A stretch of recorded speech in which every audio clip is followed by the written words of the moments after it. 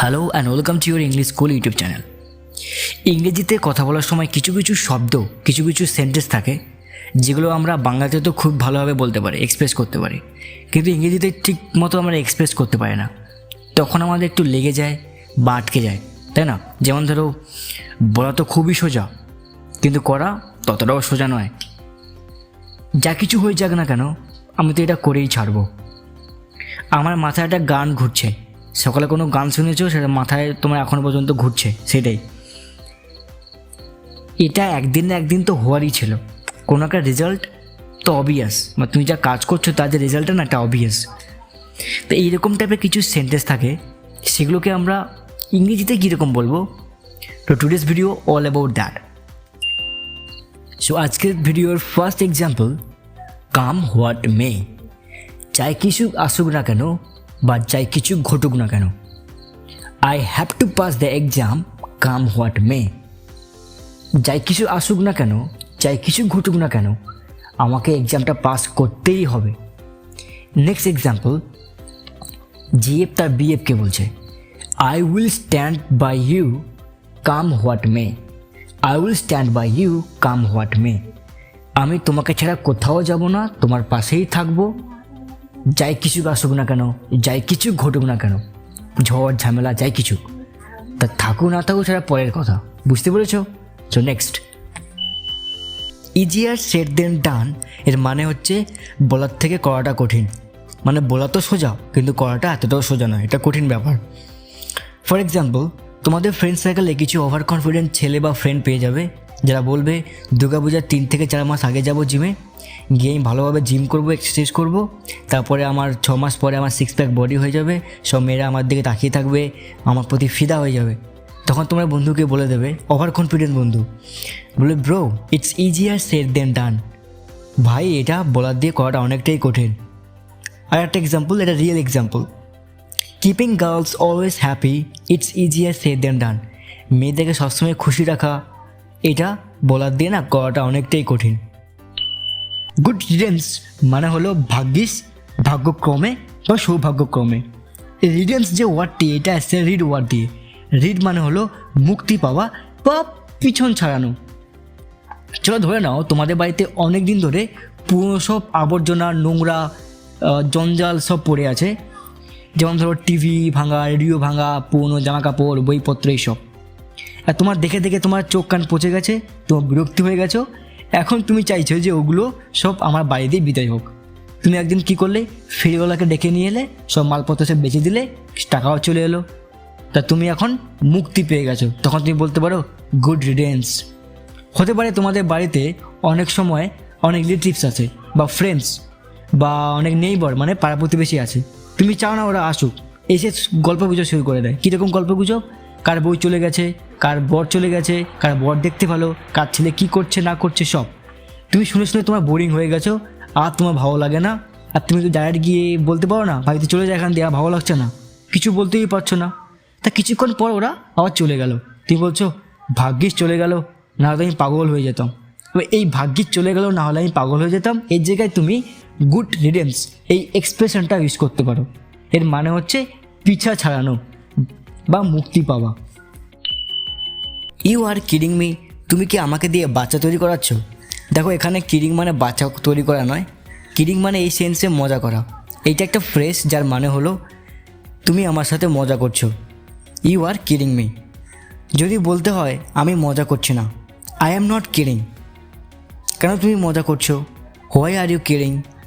অনেক সময় কি হয়, আমরা অনেক লোকের সাথে না মজা করি, ইয়ার্কি করি, তখন লোকটা রেগে যায়, সিরিয়াস হয়ে যায়। তখন তুমি বলো, আরে আমি একটু মজা করছিলাম, I was just kidding, I was just kidding. Stuck in the head.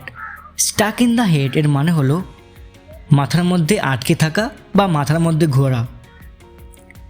তুমি সকাল থেকে কোনো একটা গান শুনেছো, ল্যালা মে ল্যালা বা পাতলি কামড়িয়া, যে কোনো একটা গান, সেইটা সেই সকাল দিয়ে তোমার মাথায় বাজতেই আছে, মাথার মধ্যে ঘুরছে।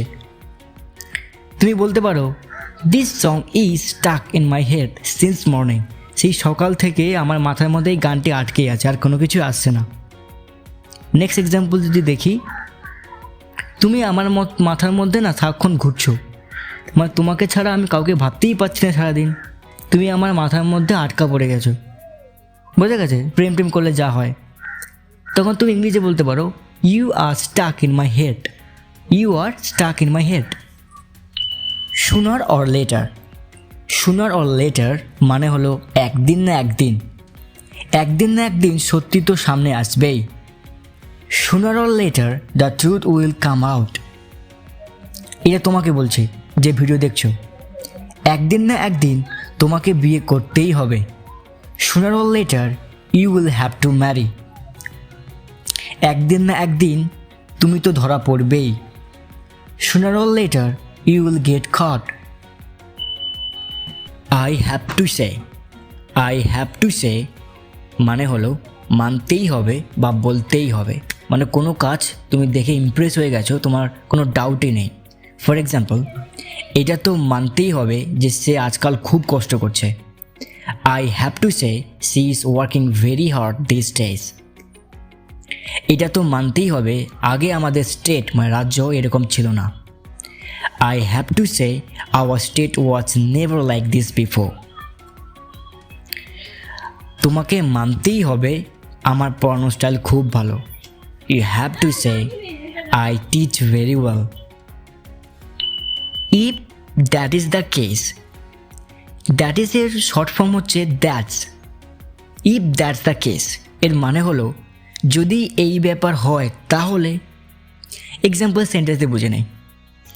ধরো তুমি তোমার মাকে একদিন বললে, মা আজকে আমার মন ভালো নেই, আজ আমার শরীর ভালো নেই, আজ আমি স্কুলে যাব না। তোমার মা বলবে যদি এই ব্যাপার হয় তাহলে আজ স্কুলে যেতে হবে না। If that's the case don't go to school today. চলো ধরে নাও কোনো একজন হাজব্যান্ড তার ওয়াইফকে বলছে, ওগো শুনছো আজ আমি মুভি দেখতে যেতে পারবো না। তখন ওয়াইফ বলছে যদি এই ব্যাপার হয় তো তাহলে তুমি নিজে থেকে আজকে ভাত খেয়ে নাও, রান্না বান্না আমি করে দেবো না। If that's the case it on your own today. বোঝা গেছে? The never mess with any wife. Is it just me, is it just me এর মানে হলো এরকম কি শুধু আমার সাথেই হচ্ছে। এই এক্সপ্রেশনটাই তখনই ইউজ করি যখন সামনের ব্যক্তির কাছে নিজে কনফার্ম হতে চাই যে ঘটনাটা আমার সাথে হচ্ছে, শুধু কি আমার সাথে একা হচ্ছে না ওর সাথে বা অন্য বাকি লোকের সাথেও সেমই হচ্ছে। কটা এক্সাম্পল সেন্টেন্স দিয়ে ক্লিয়ার হয়ে যায়। শুধু কি আমার একার ঠান্ডা লাগছে, তোমারও কি ঠান্ডা লাগছে? Is it just me or you are also feeling cold. শুধু কি আমার একা মনে হচ্ছে যে মধু আমাকে লাইক করে, না তোমার কি সেমই মনে হয়? Is it just me or you also think that Madhu likes me.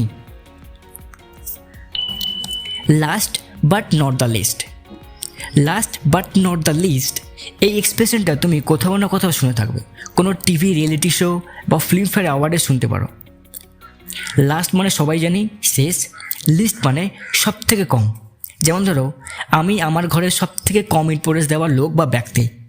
I am least important in my house, I am least important in my house মানে আমার বাড়ির মধ্যে আমার কোনো মূল্য নেই, আমার কোনো ইম্পর্টেন্স নেই, সব থেকে কম ইম্পর্টেন্স হচ্ছে আমার। তার লিস্ট মানে সব থেকে কম ইম্পর্টেন্ট। যখন বলি নট দ্য লিস্ট এর মানে হচ্ছে সব থেকে কম না, সব থেকে কম না। যখন বলি last but not the least মানে লাস্টে তো বলছি কিন্তু সবার শেষে না। এই এক্সপ্রেশনটা অ্যাকচুয়ালি এসছে আর দেখবে তোমাদের প্রেজেন্ট খাতায় যারা ভালো পড়াশোনা করে তাদের নাম ফার্স্টে থাকে, রোল নাম্বার 1 2 3, তাই না? ওদের নাম ফার্স্টে থাকে আর তারপরে যেটা থাকে তারা হচ্ছে অঘামঘা। ঠিক তেমনি ফিল্ম দেখবে, কোনো মুভি দেখবে, ফার্স্টে হিরোর নাম, তারপরে হিরোইন, তারপরে ভিলেন, তারপরে পরপর সব আসবে। সেখান দিয়েই এক্সপ্রেশনটা এসছে। তো লাস্ট নট দ্য লিস্ট এর মানে হচ্ছে সবার লাস্টে তো বলছি কিন্তু এ সবার লাস্টে বলা সত্ত্বেও এর একটা সম্পূর্ণ একটা ইম্পর্টেন্ট আছে সবারই মতো। For example, my husband is handsome, caring, last but not the least rich.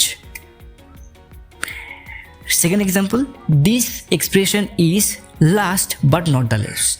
এই যে এক্সপ্রেশনটা শিখালাম এটা সবার শেষে বললাম কিন্তু এরা সবার মতো এটা ওঘামঘা না, এরও একটা ইম্পর্টেন্স আছে, সেমি ইম্পর্টেন্স অ্যাকচুয়ালি। আশা করি বুঝতে পেরেছো। ওকে, থ্যাংক ইউ।